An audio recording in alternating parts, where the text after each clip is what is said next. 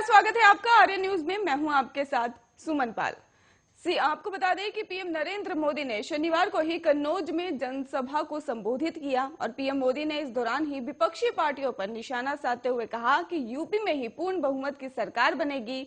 और पीएम मोदी ने कहा कि पहले चरण के ही मतदान के बाद घोर परिवारवादी काफी टेंशन में हैं। एकजुट रहकर अपना वोट जाति और धर्म के नाम पर बंटने नहीं देना है और मुकाबला इस बात को लेकर है कि बीजेपी को कितनी ज्यादा सीट आने वाली है। पूरा देश जानता है कि आएंगे तो योगी ही।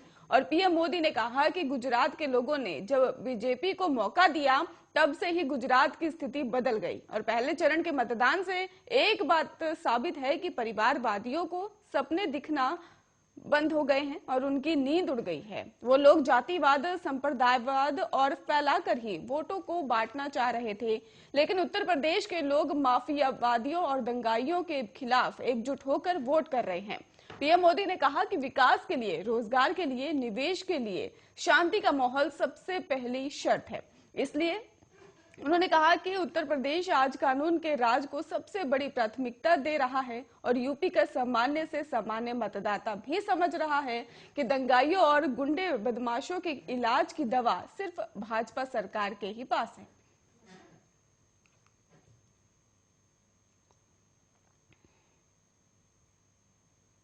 रुक करते अगली खबर की ओर, जहां पर मशहूर उद्योगपति राहुल बजाज का लंबी बीमारी के बाद निधन हो गया। आपको बता दें कि 83 साल के बजाज पिछले कुछ समय से ही बीमार चल रहे थे और कैंसर पीड़ित भी बताए जा रहे हैं और उनके निधन पर कड़ी बड़ी जो राजनीतिक हस्तियां हैं और उद्योग जगत में शोक की लहर साफ तौर पर दिखाई दे रही है। और दिल्ली के मुख्यमंत्री अरविंद केजरीवाल ने कहा कि देश के मशहूर उद्योगपति राहुल बजाज के निधन की बेहद दुखद खबर मिली। आर्थिक मोर्चे पर देश की प्रगति में उनका बड़ा योगदान रहा और बुलंद भारत की ही बुलंद आवाज हर घर का हिस्सा बनी। ऐसी महान शख्सियत को ही मेरी भावपूर्ण श्रद्धांजलि और प्रभु दिवंगत आत्मा को अपने श्री चरणों में स्थान दे। कांग्रेस नेता अभिषेक सिंघवी ने भी कहा है कि उनको दशकों से ही जानता था और वो हमारे परिवार के मित्र ही थे और राज्यसभा में भी उन्होंने और मैंने कई लम्हे बिताए और इसके अलावा सत्र के दौरान और सेंट्रल हॉल में भी बातचीत हुई। मेरी कुछ महीने पहले ही 30 मिनट तक उनसे बातचीत हुई थी। उनके निधन पर केंद्रीय मंत्री नितिन गडकरी ने भी शोक जताया है।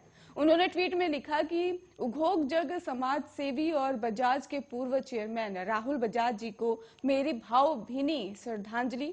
पद्म भूषण से सम्मानित राहुल से मेरे अनेक वर्षों से व्यक्तिगत संबंध रहे हैं और विगत 5 दशकों से ही बजाज ग्रुप का ही नेतृत्व करने वाले राहुल जी का उद्योग जगत में महत्वपूर्ण योगदान रहा है। ईश्वर दिवंगत आत्मा को शांति प्रदान करे और परिजनों को संभल दे। और इसके साथ ही मुंबई कांग्रेस ने ट्वीट करते हुए कहा कि राहुल बजाज के परिवार और दोस्तों के साथ हमारी सांत्वनाएं हैं और ईश्वर उनकी आत्मा को शांति दे।